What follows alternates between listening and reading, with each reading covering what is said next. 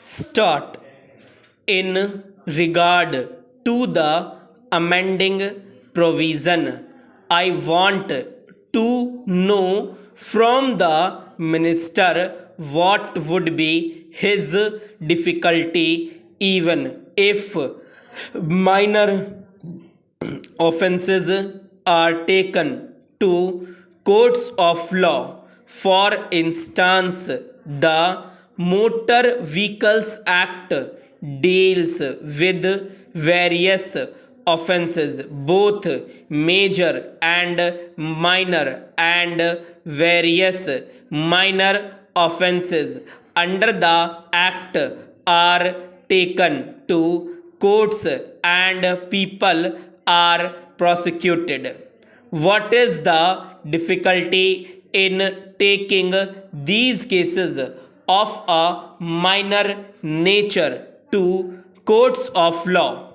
There the people will have some safety that they will get a hearing, and if the offences are really offences, then they would be prosecuted.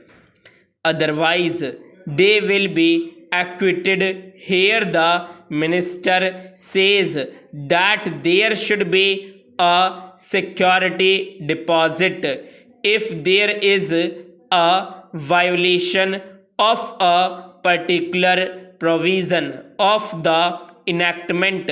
Then the executive authority will have the power either to confiscate a part of the amount or the whole of the amount. We are clothing the executive authority with more powers.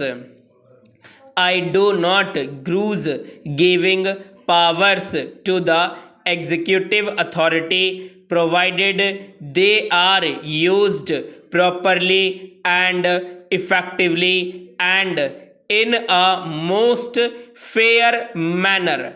But unfortunately, there have been discriminations apart from the effectiveness of the various provisions. Wherever these provisions are used, there had been discriminatory use of these provisions against a few or in favor of a few. Normally, when officers are clothed with more powers, there is large scope for corruption.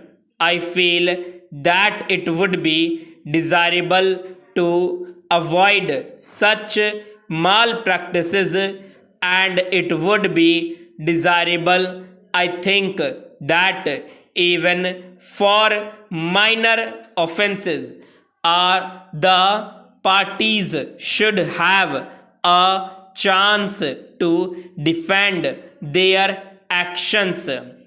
I do not think that this problem of dealing with minor offenses will become complex or complicated in any way if we take them to courts of law.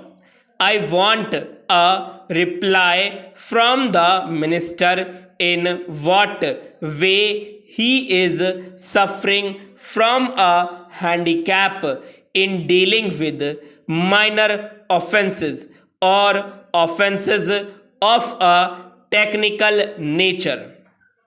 The honorable member made the point that even if this thing was acceptable to the House, he did not know what amount would be demanded as security. So the minister should tell us what amount is normally expected from a licensee in all cases and what the offences are which are of a technical or minor nature which he has in view. We are not told which are major offenses and which are minor offenses. Clarifications on these points are necessary.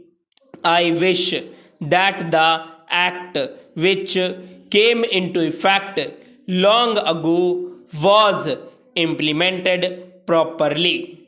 I know that the minister here is very earnest in implementing it, but his colleagues at the state level and at the central level are disappointing him.